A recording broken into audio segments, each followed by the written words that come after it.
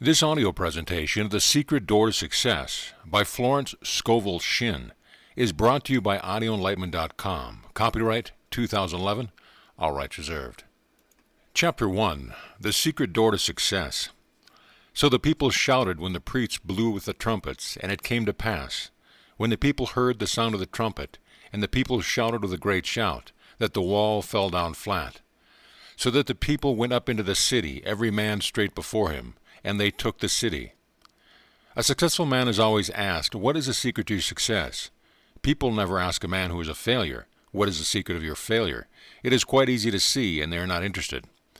People all want to know how to open the secret door to success. For each man there is success, but it seems to be behind a door or wall. In the Bible reading, we have heard the wonderful story of the falling of the walls of Jericho. Of course, all biblical stories have a metaphysical interpretation. We will talk now about your wall of Jericho, the wall separating you from success. Nearly everyone has built a wall around his own Jericho. The city you are not able to enter contains great treasures, your divinely designed success, your heart's desire. What kind of wall have you built around your Jericho? Often it is a wall of resentment. Resenting someone or resenting a situation shuts off your good. If you are a failure and resent the success of someone else, you are keeping away your own success. I have given the following statement to neutralize envy and resentment. What God has done for others, He now does for me and more. A woman was filled with envy because of a friend had received a gift. She made this statement, and an exact duplicate of the gift was given her, plus another present. It was when the child of Israel shouted that the walls of Jericho fell down. When you make an affirmation of truth, your wall of Jericho totters. I gave the following statement to a woman.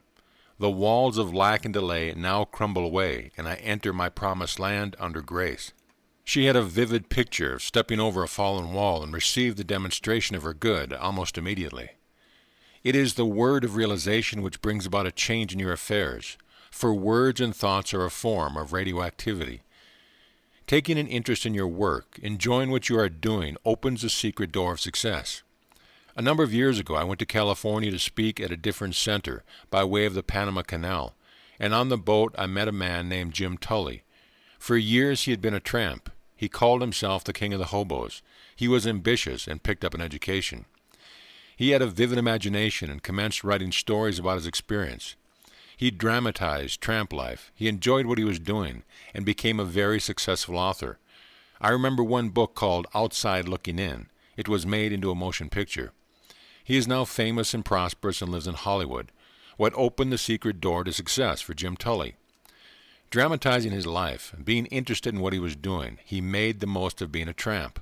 On the boat, we all sat at the captain's table, which gave us a chance to talk. Mrs. Grace Stone was also a passenger on the boat. She had written The Bitter Tea of General Yen and was going to Hollywood to have it made into a moving picture. She had lived in China and was inspired to write the book. That is the secret of success, to make what you are doing interesting to other people. Be interested yourself, and others will find you interesting.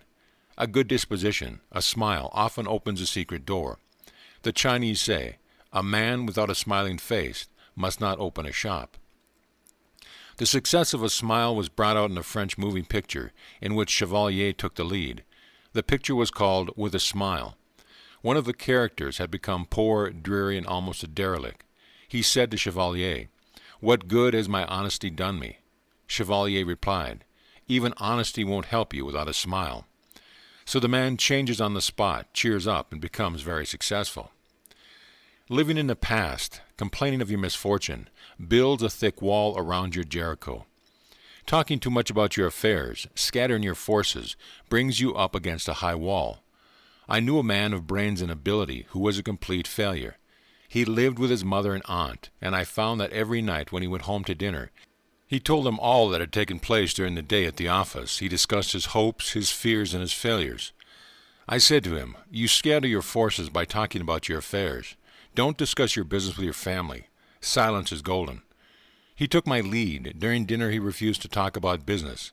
His mother and aunt were in despair. They loved to hear all about everything, but his silence proved golden. Not long after, he was given a position at $100 a week, and in a few years he had a salary of $300 a week.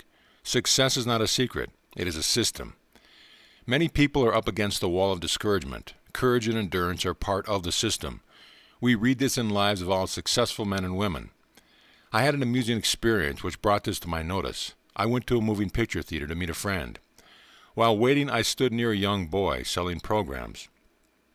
He called to people passing, "Buy a complete program of the picture, containing photographs of the actors and a sketch of their lives." Most people passed by without buying. To my great surprise, he suddenly turned to me and said, "Say, this ain't no racket for a guy with ambition." Then he gave me a discourse on success. He said, most people give up just before something big is coming to them. A successful man never gives up. Of course I was interested and said, "I'll bring you a book the next time I come. It's called The Game of Life and How to Play It. You will agree with a lot of the ideas." A week or two later I went back with the book. The girl at the ticket office said to him, "Let me read it, Eddie, while you are selling programs." The man who took tickets leaned over to see what it was about. The game of life always gets people's interest. I returned to the theater in about 3 weeks. Eddie was gone. He had expanded into a new job that he liked. His wall of Jericho had crumbled. He had refused to be discouraged. Only twice is the word success mentioned in the Bible, both times in the book of Joshua. Only be strong and very courageous to observe to do according to all the law which Moses my servant commanded thee. Turn not from it to the right nor to the left, that thou mayest have good success whithersoever thou goest. This book of the law shall not depart from thy mouth, but thou shalt meditate therein night and day, that thou mayest observe to do all that is written therein. For then shall I make thy own way prosperous, and thou shalt have good success. Turn not to the right nor to the left. The road to success is a straight and narrow path. It is a road of loving absorption, of undivided attention. You attract the things you give a great deal of thought to.